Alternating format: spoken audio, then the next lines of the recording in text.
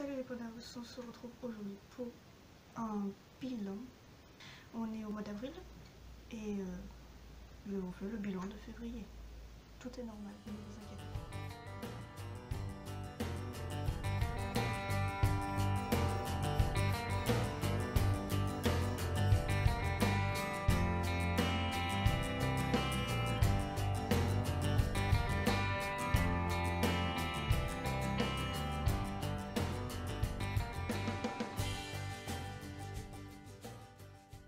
En février, j'ai lu 4 livres.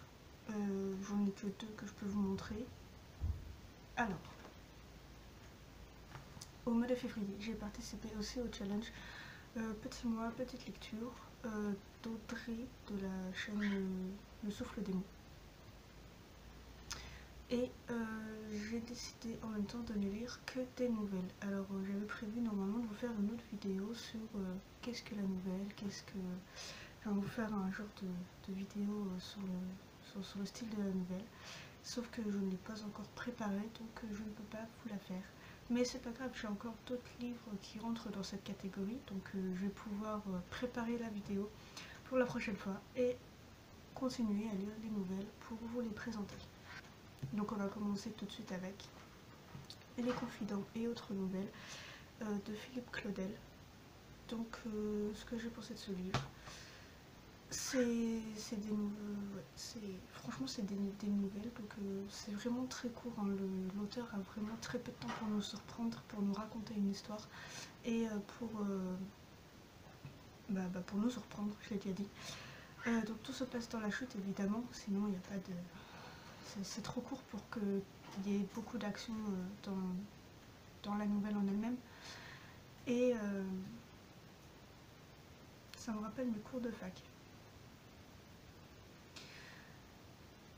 Et j'aime bien cette idée de nous surprendre dans la chute. En fait, c'est vraiment très... C'est vraiment un instant très court en fait dans la façon de... Il y a beaucoup en fait. Dans la façon de nous surprendre, c'est vraiment très court. Et ce que j'aime bien dans ce livre, c'est tout ce que l'auteur nous fait comprendre, nous fait retourner le cerveau. C'est complètement... je sais pas. C'est la deuxième fois que je le lis, mais c'est exactement la même impression que la première. Et à ce livre, je lui ai mis 17. Ensuite, j'ai lu Les Nouvelles policières d'Agatha Christie, qui est connue de tout le monde, hein, ça c'est sûr. Alors, dans l'ensemble, j'aime bien les enquêtes policières comme ça, donc il y a... on va retrouver donc les enquêteurs que Agatha Christie a créés, hein, notamment Hercule Poirot, les époux Beresford, j'ai oublié leur nom, c'est pas grave.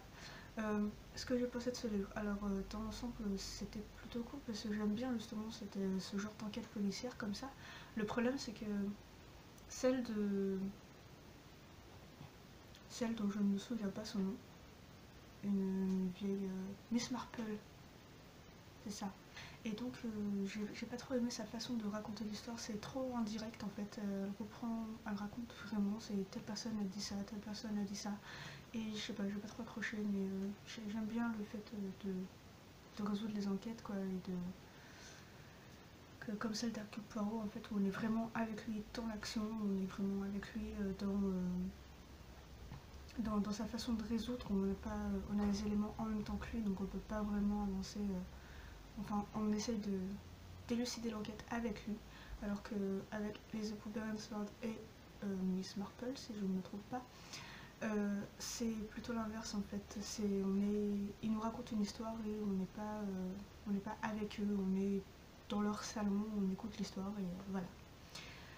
Donc j'ai mis la note de 13.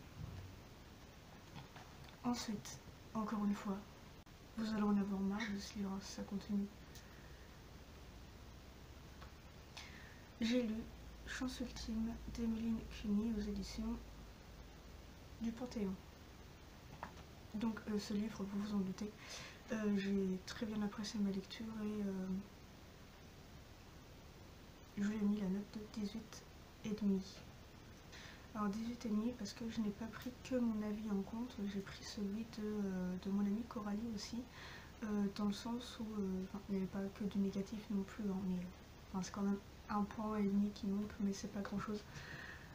Donc ce livre, je vous ai déjà tout dit dans ma chronique, dans les vidéos que j'ai fait sur Facebook aussi, donc j'ai pas grand chose à rajouter dessus, hein. Je vous ai même parlé du projet que je suis sur lequel je suis en train de travailler, donc j'ai déjà une illustration qui est terminée, je vous en ai posté un beau sur Facebook aussi. Et la dernière lecture que j'ai faite, que j'ai lue, c'est Crève Suzette des Pignons Noirs, aux éditions de la Pigne. Donc, ce livre, je lui ai mis la note de 17. Je ne l'ai pas pour vous le présenter, mais ma chronique est sur mon blog, je vous mettrai tous les liens en barre d'infos. Pourquoi 17 17 simplement parce que faut être un peu dérangé pour écrire des histoires comme ça. J'ai bien aimé, hein, c'est de l'humour noir quand même. Et en même temps c'est marrant, donc je pouvais pas mettre en dessous de 15 déjà. Puis il y a des histoires qui sont un peu, vraiment glauques quoi.